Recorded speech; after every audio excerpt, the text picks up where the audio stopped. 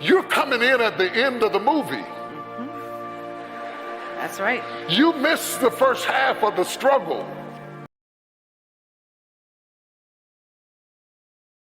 The process is more important than the product.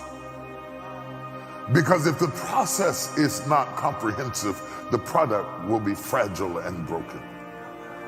We race to the finished product, but we don't have a great appreciation for the process.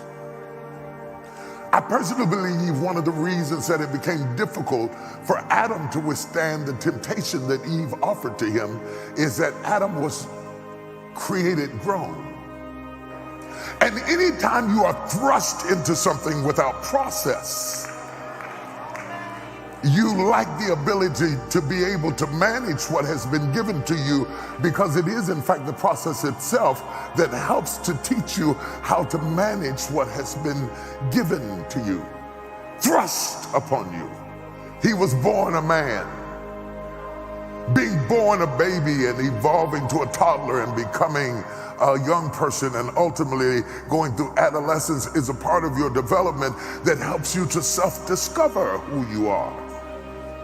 But to be shaped out of clay and blown a breath of life into and wake up a man and wake up a husband and wake up a father is a lot to thrust on somebody who was a lump of clay a moment ago.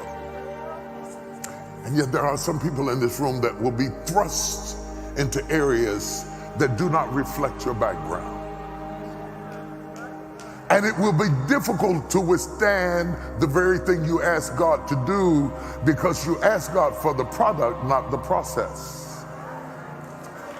And many times God will oblige you and allow you to have the product without the process, and you don't realize that it is in fact the process that prepares you to withstand the weight, the pain, and the agony of the product itself. It is better to enter into a thing gradually. So the first man, Adam, was born a man. The second man, Adam, was born of a virgin. And look at how much better he did with temptation, because he went through process. He was born of a virgin. He lived in a manger. He was wrapped in swaddling clothes. He confounded the doctors and lawyers at 12 years old. He drops out of sight for 18 years because real greatness must be incubated in isolation. I said real greatness must be incubated in isolation. You don't want the spotlight to hit you while you are yet evolving, because the critics will kill you before you become who God wants you to be.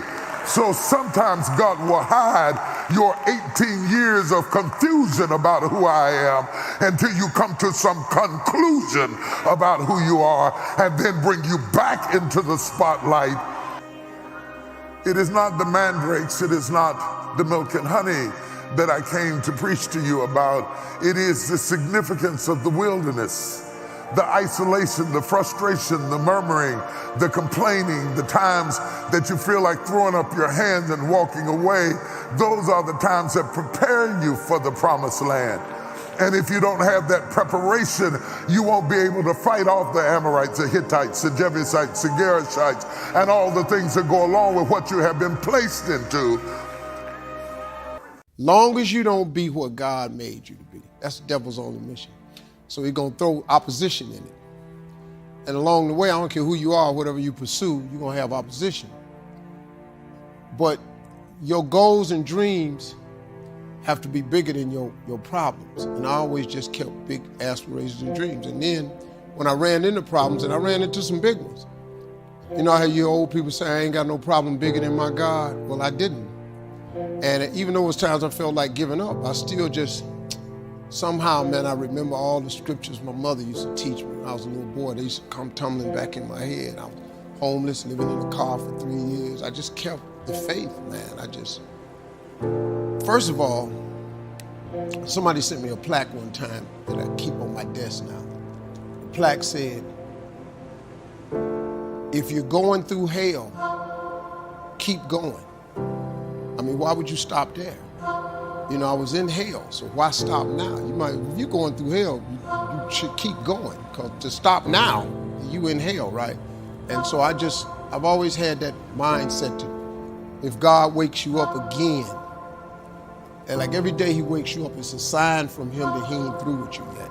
It's a sign from God that he has more to give you that you haven't received yet. So every day you wake up, I don't care what your situation is, you got to go, okay, wow, he got something else for me. Because the moment he's through with you, you ain't going to wake up no more. That's for real. And so as long as he woke me up, I kept saying, well, maybe today is the day. And I messed around and one of them days came. You don't have faith, man. I got to tell you, it's just, I don't even know how you're going to make it. I don't know what you're going to do, because when you get to them crossroads, what do? And you're going to have a lot of crossroads.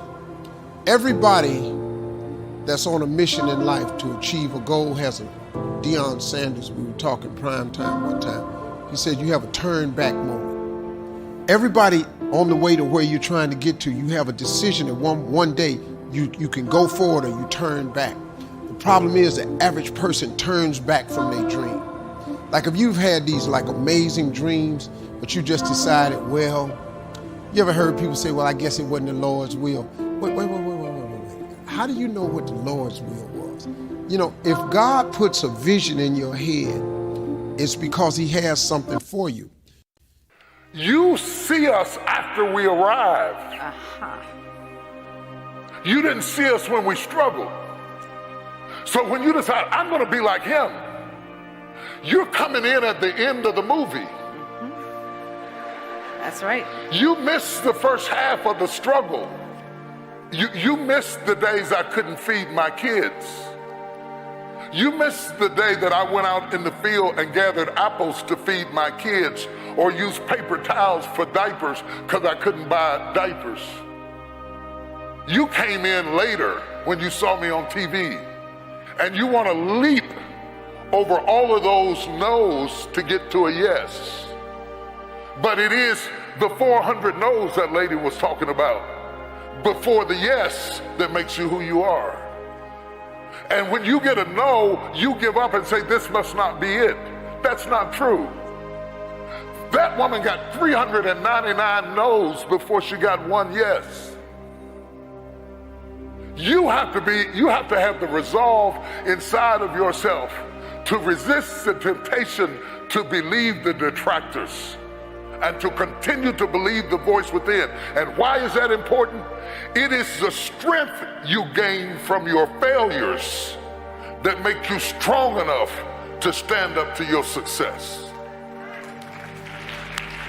If I wanted to really destroy you right now, real fast, real quick, I would give you my life right now and all that goes with it, and all the 300 and so employees of my little company. I would give it all to you right now in a flash, and say, there, it's yours, take it. You know why that would be criminal?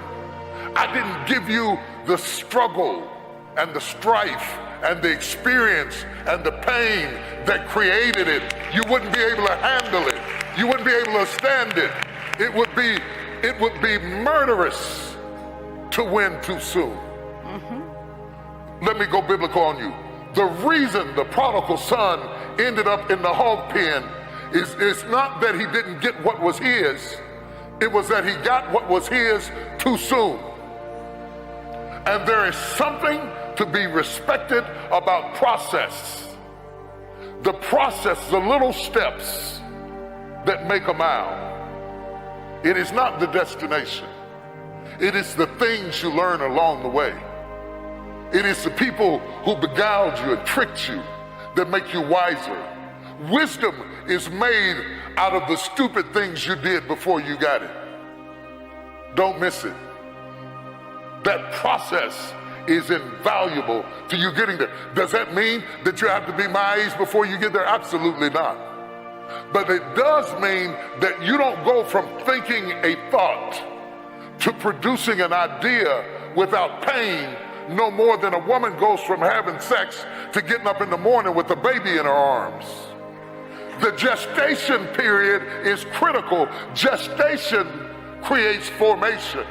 When you're working on a dream, at some point in time, a transition takes place. And the transition is what you are becoming in pursuit of the dream. Because even if you don't get the dream, you become such a strong and powerful person. It will so change your life. You can look at something else and say, well, I think I'll go do this then. Because you've now developed yourself in such confidence and such competence in how to deal in the arena of life that you can move into another area and not miss a beat. Once you begin to discover who you are, then you really realize how you have been given authority and dominion over everything on the face of the earth, including all the dimensions of your life. But you can only do that through the struggle of life. And most people avoid the struggle. Most people go through life avoiding pain. And when you go through life like that, something in you dies. Something in you that you never activate is lying dormant in there, that you never get a chance to call on because you have not challenged yourself. Somebody said the land of familiarity belongs to the dead. That most people like to feel like they're a king in the area of their comfort zone. They only want to do those things that they know how to do well. Osborne said, unless you attempt to do something beyond that which you've already mastered, you will never grow. So if you want to begin to grow,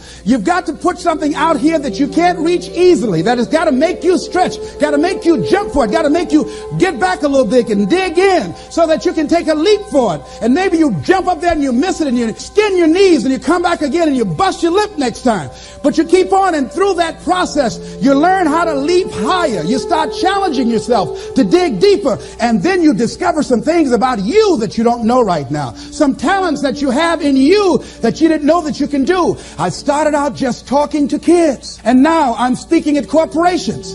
Now I'm traveling. I didn't know I can do this, but had I not given myself a chance, and I'm saying to you, give yourself a chance. Here's something else. If you want to begin to make your stuff happen for you, I think that it's very important that you start trusting yourself. Listen to yourself. Listen to that still small voice within you. Don't try and make everything logical. There's some things about life that defies logic, that you just can't explain how the outcome is going to be. I think that's why Paul said you've got to learn how to walk by faith and not by sight. That once you begin to trust yourself and your ideas and your instincts, life takes on a whole new meaning, because now I want you to do that feeling that you are led. Just feel, I am led. See, there's some good out there for you in the universe that has your name on it, and nobody can get your good. It has your name on it. They can't take your stuff. It's your stuff. So when you know that whatever you're seeking, it's also seeking you, you don't worry. You don't run scared. You don't think somebody's going to take it from you. You listen to your inner voice,